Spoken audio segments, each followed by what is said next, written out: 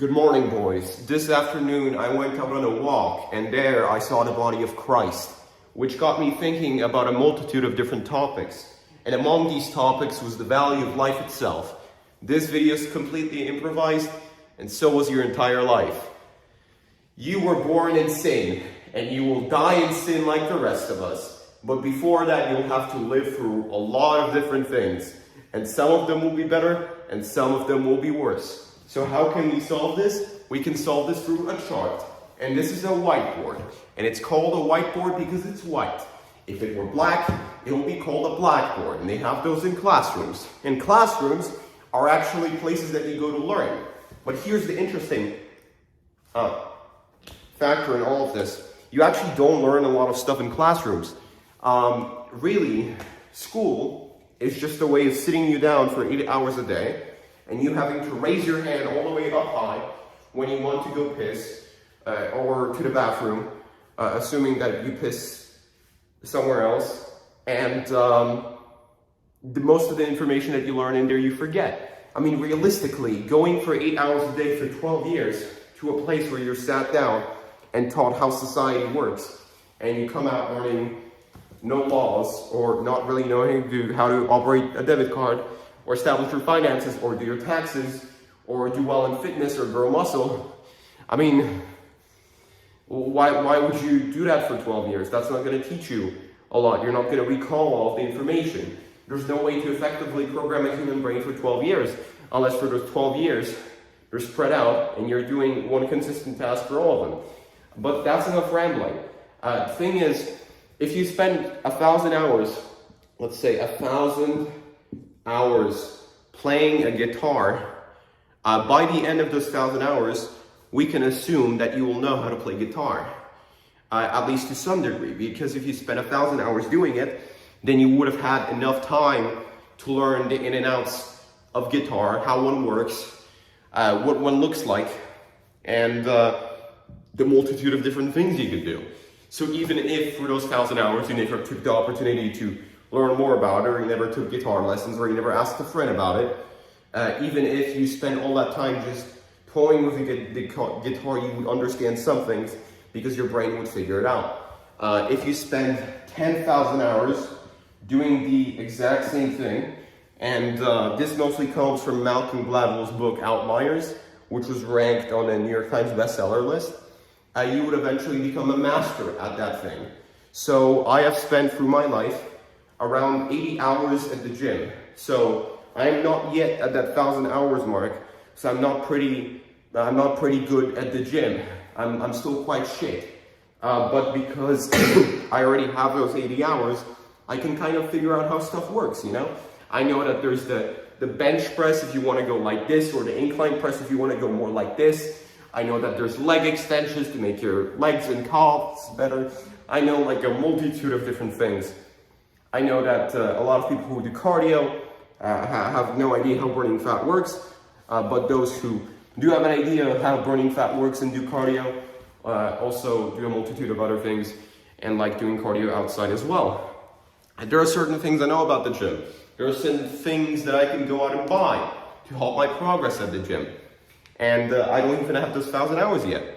So in 10 times the time, once I have 800 hours at the gym, I will eventually know more about the gym than I do now. We can assume that I'll know 10 times more. And once I have 8,000 hours, I will know 100 times more. So I'll know a multitude of different exercises that you can do on every machine, a multitude of different calisthenics that I could do just at home to improve my progress in the gym.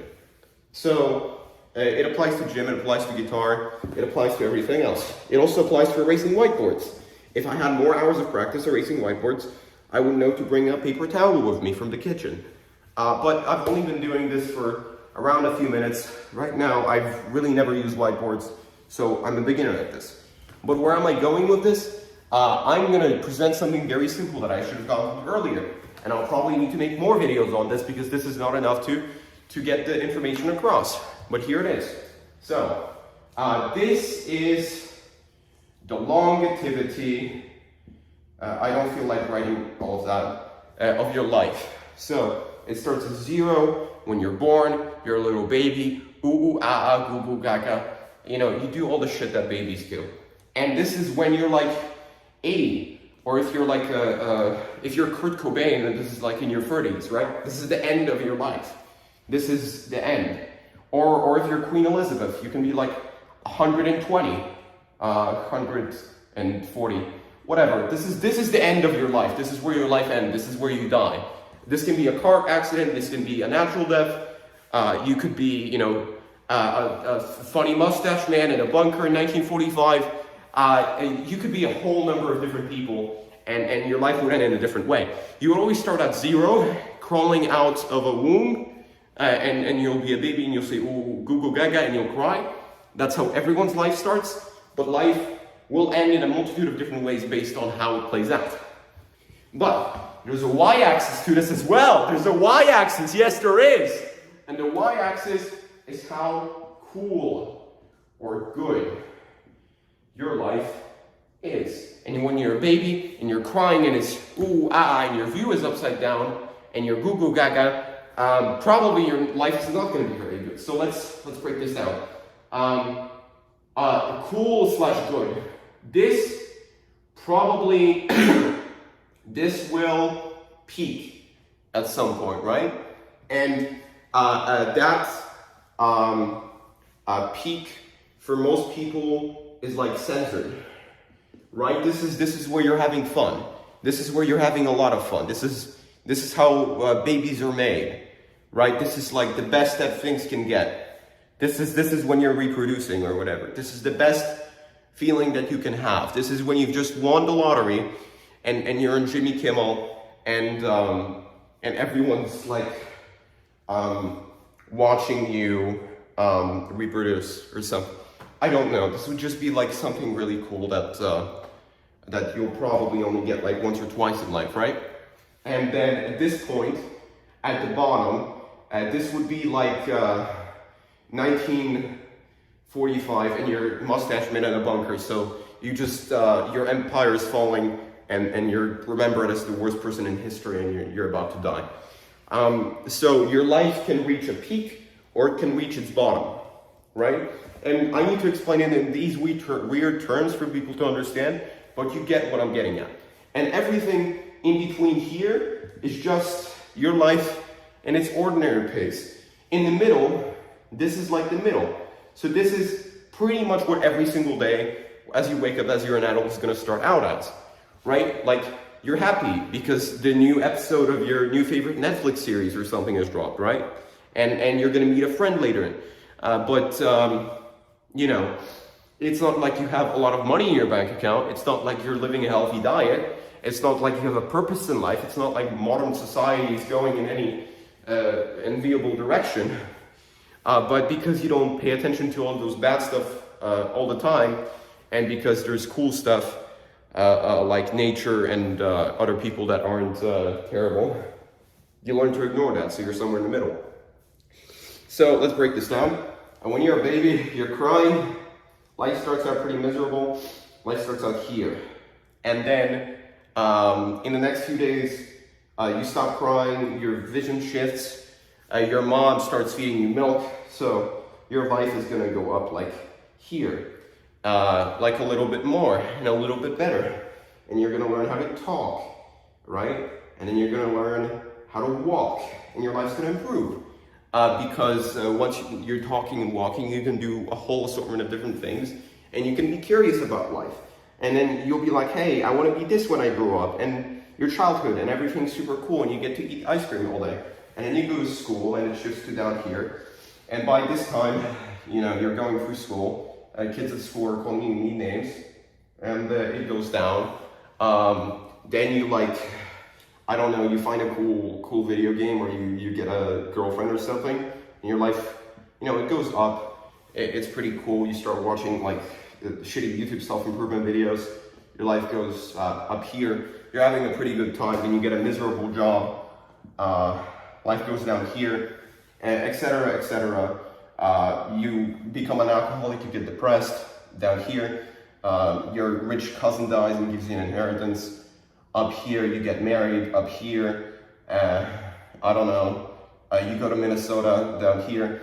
And it just goes on like this, and I don't have enough place or time or energy to list the entire life. But your life will have ups, and then it will have downs. And there's like a whole amount of different ups and downs that it can have. And the general idea is, the straight line is still here. And if you add up all the deviations, if you add up how great your life became here, how bad it became here, how great it became here, how bad it became here, how great it became here, you always sum up, and here, you always sum up to a pretty equivalent amount. So let's say, here's -3, here's +3, here's -2, here's +2, here's -1, here's +1. So let's do the math. -3 + 3, 0, -2 + 2, 0, -1 + 1, 0. So what do you end up with? 0. The mean, the average quality of your life, if you add up all the deviations, negative and positive, to one another, will always be at this level. The same exact level you'll probably have most days when you wake up as an adult. The total sum of your life will always be 0. It will always be neutral. It will always just be pretty average. This means that people's lives can be far more exciting, for example. So you can win the lottery, but then you'll be unable to appreciate your life earnings for your entire time, and you'll become depressed and you'll hate everything. So this will go down. Or you can work really hard and earn a lot of money. So you work really hard, you put in a lot of work, and you earned a lot of money, and now you have a lot of money, which is cool. But you need to waste all those years of your life, right? So it's a glass half full of your life ever until the end of your life. Everything you'll ever know, everything that will ever exist, from your perspective, will always be a glass half full. Now, there's a negative loser way to look at this, which is just like, oh, if life is always just going to be a sum-zero game, might as well just do whatever and engage in instant gratification and just eat shit and feel bad about myself all day because good stuff is going to happen to me regardless. Or there's a better way to look at this. You can affect how much your life goes up. You can affect that. You can't make the line go up. The line is going to go up by itself, and it has a higher chance of going up the lower you go. Because once you go to a low certain point, the average amount of things that will happen, the average thing that will happen is not going to be worse than where you currently are. Things can only go up. Because when you keep rolling a dice, and a dice is numbered 1 to 100, I don't know, I'm making shit up. And 100 is the best and 1 is the lowest, and you keep rolling 1s and 2s, eventually, the average number that you're going to roll through like the law of large numbers or whatever is gonna be higher. And eventually, rolling a dice, number 1 to 100, is gonna result in something that's not incredibly low. The more trials you have, the more normal shit is. So, if you cannot bring the line up, then the only way to really ensure that the line goes up by itself is by bringing it down. But you don't bring it down by feeling like shit about yourself and not enjoying life. You bring it down through habits that are rewarding in the long term. So you're making an effort to suffer now. So for example, suffering for you might be exercise or working on that big project. You're gonna suffer now. You're gonna make the conscious choice to suffer now because you know that later you will not remember the suffering. You will only get the results of the delayed gratification activities. So in 10 years, you will not feel the pain from going to the gym today for several hours. But you'll be a little bit more fitter and healthier. Therefore, going to the gym today is the right option because you're choosing to go down so that your life can have a higher chance of recuperating for the future. So the best life, as judged by this, will be a life that doesn't have these mediocre small little slopes where your life is a little bit more shit or a little bit better. It is a life where you come to the Mustache Man 1945 in the bunker points, and then you get up to the Jimmy Kimmel points. And you have a lot of space in between, you have a lot of ups, you have a lot of downs, and it happens all the time. But you're living in this Ferris Bueller-like existence where everything's just sort of either really cool or really bad. So that's it. That's how life works. That's how 18-year-old Jacob thinks life works. So that's how it works. That's the objective truth. Everything you've been ever taught is wrong. This man with the whiteboard knows everything. So, obviously not the solution to all your problems. If you think I just fixed your entire life for you, you're probably like a stupid idiot. But this does have value. And if you keep this in mind, for better understanding of these terms in the self-improvement community, like instant gratification or delayed gratification, or just shit about statistics, if you keep this in mind, you'll do better in life and in your job, and you won't be a stupid idiot. So, thank you for watching. I don't know why you wasted your time watching this. If you subscribe to this channel, my clout goes up, so do that.